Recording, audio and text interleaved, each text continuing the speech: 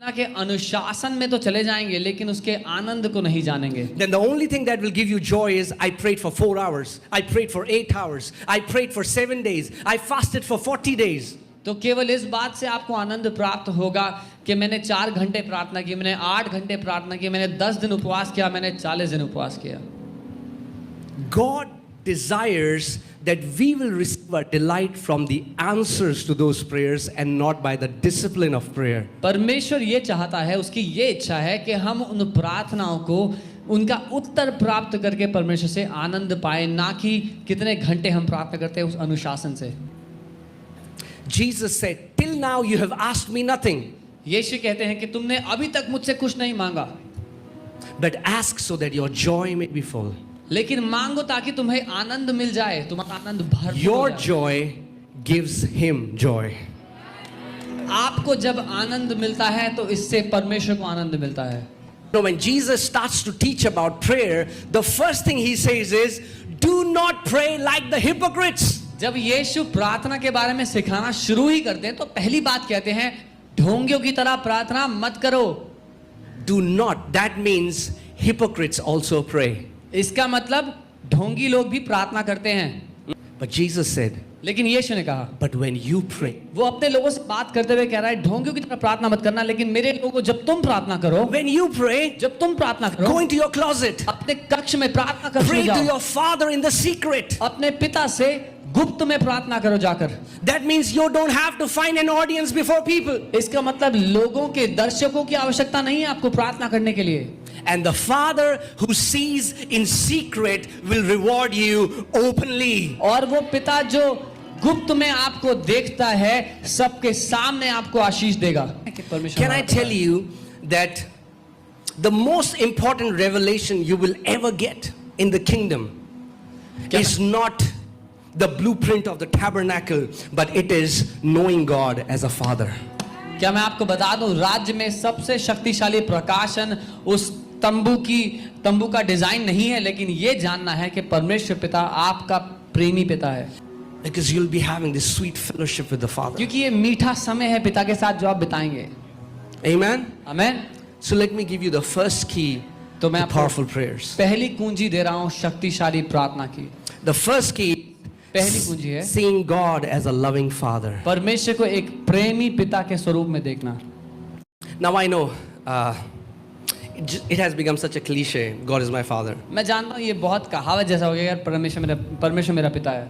Yeah, I know God is my father. हाँ, मुझे पता है परमेश्वर मेरा पिता है. Do we really believe God is our क्या father? हम ये सच में मानते हैं कि परमेश्वर Can I हमारा पिता tell है? you that the most important revelation you will ever get in the kingdom is not the blueprint of the tabernacle, but it is knowing God as a father. क्या मैं आपको बता दूं, राज्य में सबसे शक्तिशाली प्रकाशन उस तंबू का डिजाइन नहीं है, लेकिन ये जानना है कि परमेश्वर पिता आपका प्रेमी पिता है. Let's learn prayer from Jesus. हम यीशु से सीखें प्रार्थना करना. Come on, turn to your neighbor and say, let's learn prayer from आपसे Jesus. पड़ोसी को कहें हम यीशु से सीखते हैं प्रार्थना करना. He said, when you pray, उसने कहा जब तुम प्रार्थना करो, say, our beloved daddy. तो बोलो हमारे प्यार करने वाले. He is our beloved father. यीशु कह रहे हैं कि वो हमारा प्यारा पिता है. Pray like this. ऐसे प्रार्थना करो, Beloved father, हमारे प्यारे पिता, my loving daddy. मेरे प्यार करने वाले पापा. Think about this. If you start your prayer like this, कल्पना कीजिए अगर आपकी प्रार्थना की शुरुआत ऐसे होती है, my loving daddy. मेरे प्यार करने वाले पिता. That's what Abba means. अब्बा का यही मतलब. Abba is the most intimate word that Holy Spirit didn't allow the writers to interpret. So Abba remained Abba, loving, beloved father. अब्बा वो शब्द है जो एक गहरे रिश्ते को दिखाता है बाप बेटे के, जिसका पवित्र आत्मा ने और कोई शब्द डालने नहीं दिया उसकी जगह, लेकिन वो बताता है हमारा प्रेम करने वाला, हमारा प्रिय पिता. Because if you don't have this revelation, क्योंकि अगर ये बात आपको नहीं पता, you'll try to convince God. तो आप परमेश्वर को राजी करने की कोशिश करेंगे. You'll try to convince God to bless you. You'll try to convince God to heal you. You'll try to convince God to do things for you. आप परमेश्वर को राजी करने की कोशिश करेंगे, आपको आशीष देने के लिए, आपको चंगा करने के लिए. But no son or daughter has to convince their parents. लेकिन किसी बच्चे को अपने माँ बाप को राजी करने की आवश्यकता नहीं होती कि वो उनके साथ अच्छा करें. Amen. You don't have to convince God. आपको कन्विंस करने की जरूरत नहीं है पिता. Prayer is not trying to convince God. प्रार्थना परमेश्वर को राजी कराने की का मुद्दा नहीं है. Your Father already loves you. आपका पिता पहले से ही आपसे प्यार करता है. We pray from the place of love. उस प्रेम की स्थान से प्रार्थना करते हैं. We pray from that place of trust. हम भरोसे के उस स्थान से प्रार्थना करते हैं. We pray from that place that my Father already desires good for me and He has no evil plans for me. उस स्थान से कि मेरा पिता पहले से ही मेरे लिए भला चाहता है, भली योजनाएं बनाता है और कोई बुराई वो मेरे बारे में नहीं सोचता.